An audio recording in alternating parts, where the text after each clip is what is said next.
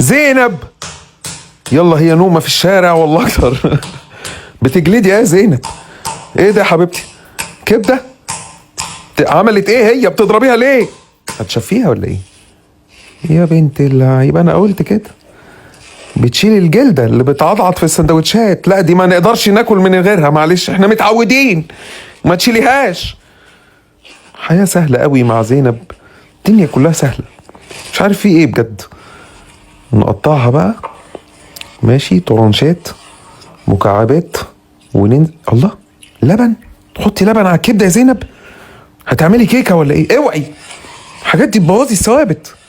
قطعنا فلفل ملون ماشي وبصله شرحناها، وبعدين نحطها في المصفى، نصفي بقى الخليط وننزل بقى بالملح وفلفل وبهاراتس وكمون، ونعجن بقى دي في العجينه يا زينب.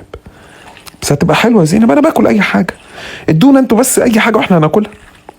قلبي قلبي، ونزلنا بالطاسه معلقه صلصه ونقلب. يا سلام، حلو ده في الشتاء، حلو. عشينا يا زينب، حطي جبنه طيب وفرحينا، شط طحينه بقى، هاتي معلقه طيب، حرام كده.